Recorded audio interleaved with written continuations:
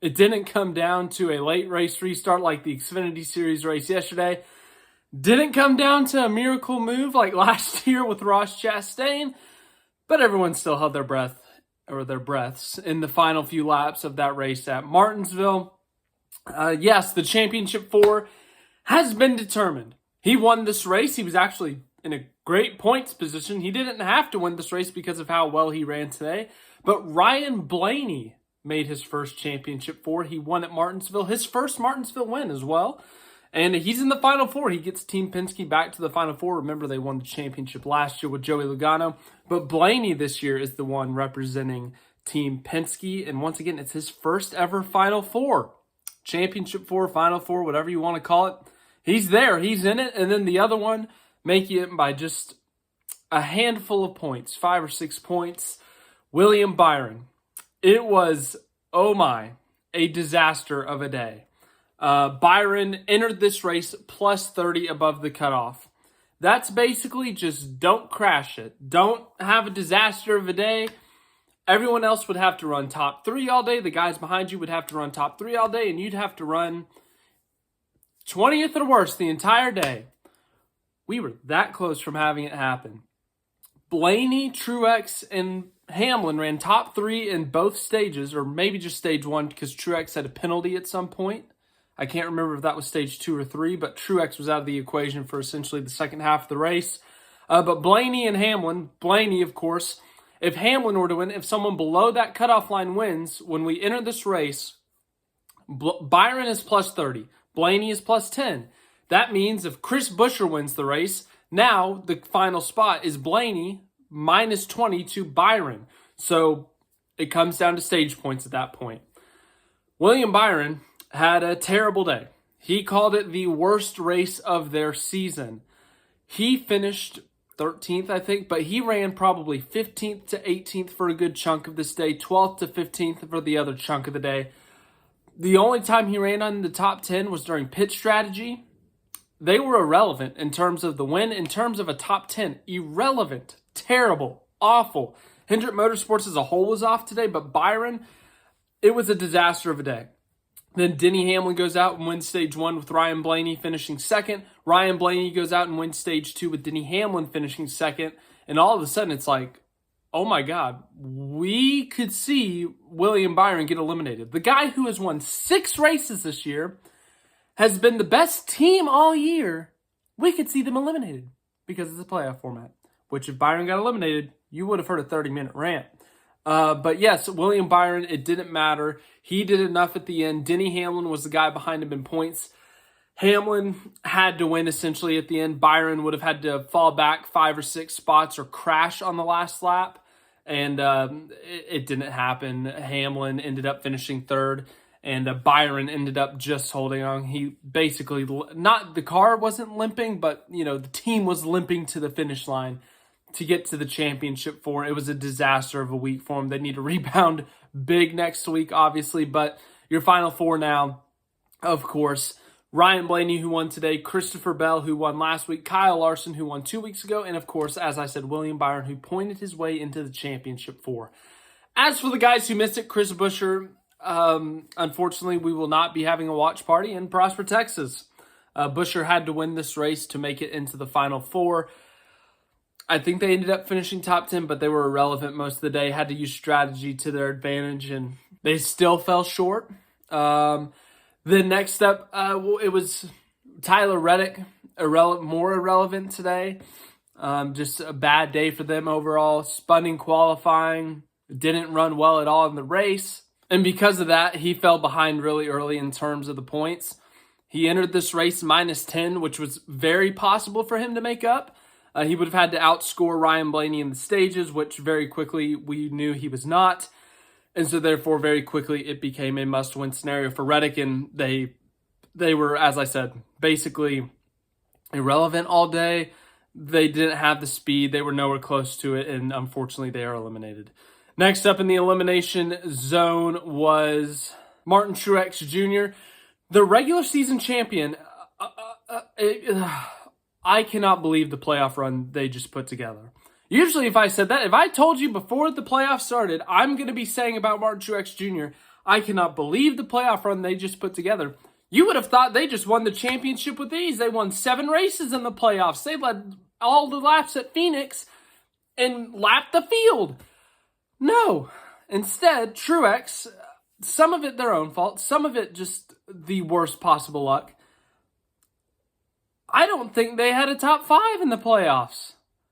The first round, they barely make it through. They have bad luck at Kansas with a cut tire on lap 3. But other than that, they ran extremely poorly. The next round, they skate by again, just barely surviving. And this round, once again, I don't even know how to explain it. This team won 3 races in the regular season, led the points for a good chunk of the year, won the regular season championship, which means they scored the most points of anyone in the regular season. It took them 7 races, I think, to get a top 15 in the playoffs. How does that happen? Chase Elliott won the regular season championship last year. He had a rough playoffs, but he won a race at Talladega. He had a top 5 at Bristol. I thought that was one of the worst regular season champion performances I had seen in the playoffs in the playoff era.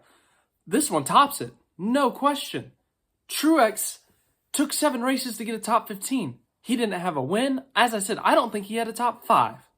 You'd have to correct me if I'm wrong. If I'm wrong, I guess I'm wrong. It doesn't matter, though. Truex is out of the playoffs. If you told me he was eliminated before the Final Four, I would have done a rant about this system. But with how bad they ran through these playoffs, if we go back to the Winston Cup format, they would have been passed by probably multiple people. Byron, Hamlin, Bell would have probably passed them in the points easily.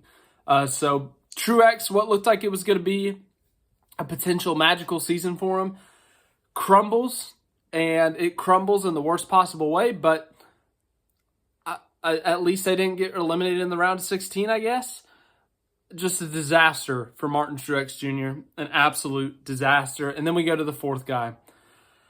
Oh, man, he shot himself in the foot. Not today. He actually ran great today. He won a stage. He led 150 or so laps. He finished 3rd. But Denny Hamlin is known as being the guy who can't win a championship. And once again, this year looked like it could be the year. He had multiple wins. He was top 3 in the points the entire year. He was advancing through these playoffs with ease.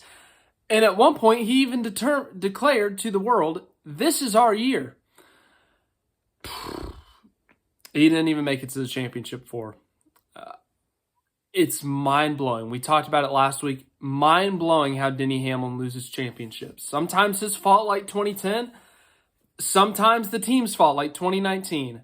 Sometimes a literal miracle from God like last year at Martinsville with the Hail Melon.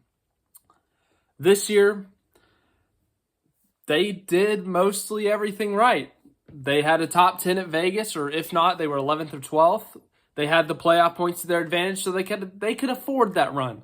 Last week, they were running top 10 at Homestead, top 5 at Homestead, competing for the win. And a part breaks, they crash, they finished in the 30s. And that leaves them in the position they are today. Minus 17 entering this race, they score 19 stage points. But because of William Byron having all those playoff points from the 6 wins, because William Byron had to finish the races, the first 2 races, I think he got a 7th or 8th at Vegas, and he got a top 5 at Homestead. Because of that, and because he finished 13th today, Denny Hamlin is out of the playoffs. You can't make this up, man. Hamlin finds a way every single time. It's mind-blowing. I know a lot of people don't like him, but I'm feeling bad for him. I mean, seriously. I can't believe it. Like, I thought he was for sure going to make the championship 4, but he misses it by just a handful of points. Let's go through the final results of this race. Ryan Blaney is your winner. As I said, his first Final Four. If we're going based off this race last year, I know there's going to be a lot of other talk about the Final Four. We're going to base it off the spring, how their season's gone. We're going to talk all about this in a playoff preview next week, or a Final Four preview. But Ryan Blaney probably would have won this race last year if his teammate was not leading and his teammate was not in championship contention. Remember, Logano was that guy. Ryan Blaney had the fastest car at Phoenix last fall. He finished 2nd in the spring. And he didn't have to win today. No, he didn't. He just had to have a solid day, score a lot of stage points, and keep out of trouble. He went above and beyond. He scored 19 stage points. He ran top 3 essentially the entire day until that last run, in which he started 10th or 11th due to some differing strategies, but he made his way up through the field. Once again, he kept out of trouble, got himself up front, fought at Eric Almirola, who we thought was going to retire, or he is, I guess, but we thought he was going to retire without a win, got very close to it. But Ryan Blaney was able to pass everyone, get up there, and win at Martinsville. A statement win, really. They entered these playoffs with no wins. They won at Talladega and now Martinsville, 2 very different tracks, obviously. And they got a lot of momentum rolling their way. They were arguably the best car last week at Homestead, a track that Blaney has not been the best at. And this week, a track that Blaney has been very solid at. They come out, they lead maybe the most laps. I think Hamlin led like 154. Blaney led 145. I might have flipped them. Either way, they led over 140 laps. They won a stage. They collected the tied for most stage points. And they leave this race the winners. Once again, they didn't even need the win.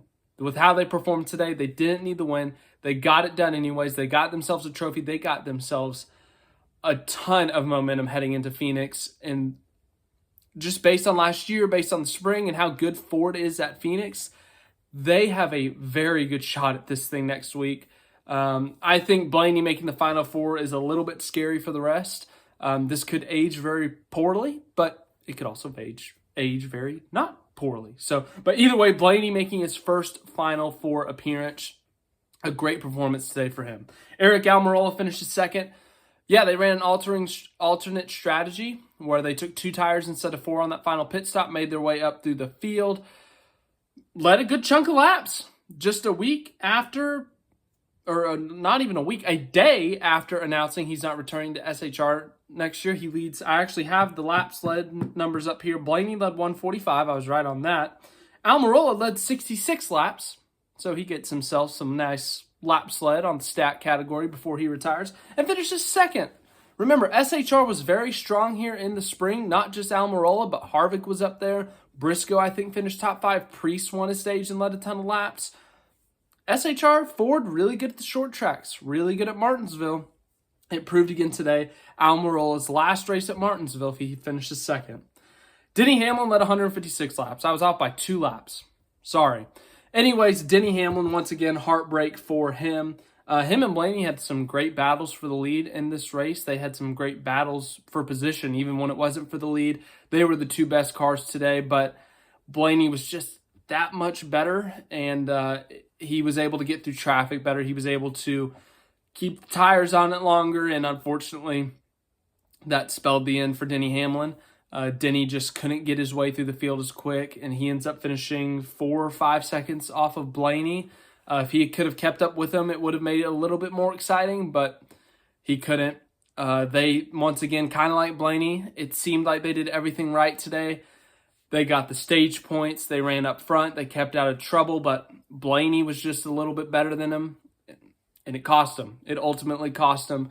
Hamlin said that last week cost him, and yeah, that's true. If they don't crash last week, if they finish the race, even if they fall off on that final run and finish 10th or 11th, they're still comfortably in on points, and that would have put Byron out. But Denny Hamlin eliminated from the playoffs once again. He's going to have to wait another year to try to get his first championship. 4th, Chase Briscoe. As I said, SHR very strong here this year. 2 in the top 5, their best performance all year by far. 5th place, Joey Logano, a quiet top 5 for him. Ford as a whole, just really good all day. I think they took 6 of the top 10, 7. Yeah, 7 of the top 10 positions. Really good day for them. Kyle Larson, 6th. Man, if it wasn't, actually it didn't matter. He could have wrecked on lap 1. Didn't matter. He's in the Final Four. 7th place, Christopher Bell, same situation. He could crash on lap 1. He's in the Final Four. 8th place, Chris Buescher. It's Prospover. No Prosper Texas celebration this year. Buescher, nothing to hang his head down on. They had a tremendous year. Remember, last year missed the playoffs completely. This year, 3 wins, 3 different racetracks, 3 different style of racetracks, and they make it to the round of 8 with a shot at the Final Four. RFK's taken a huge step forward. There's nothing to be ashamed of if you're Chris Buescher, if you're the 17 team. It's been a tremendous year. They have been outstanding. Nothing to be sad about. They've looked amazing this year. They're going to come back stronger next year. 9th place, Austin Cindric. Solid run for him. All Penske cars in the top 10. 10th place, Todd Gilliland. Attaboy, Todd. Let's go, Todd. Todd Gilliland with a great top 10 run. 11th place, Bubba Wallace. 12th place, Martin Truex Jr.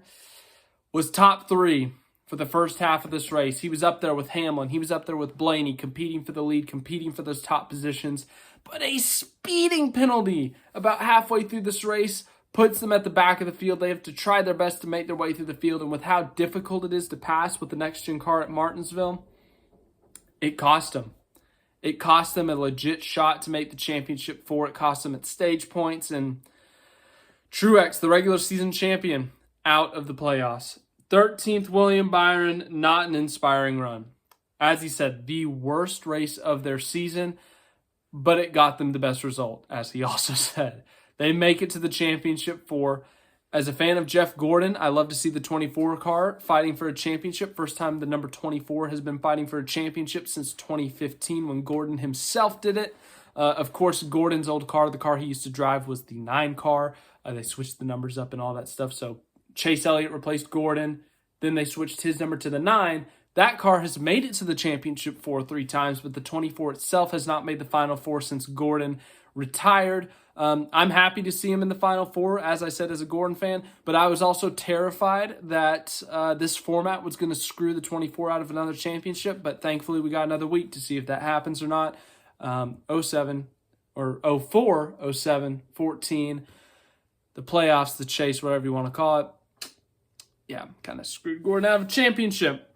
14th, Ross Chastain, out of the playoffs, but everyone was talking about his Hail Melon. Once again, great move. I think I called it the greatest move of all time at this point last year. That might still hold true. It can never be done again, though. They banned it. 15th, Harrison Burton. 16th, Kevin Harvick in his final race at Martinsville. I picked him to win because of how good SHR was at the spring race.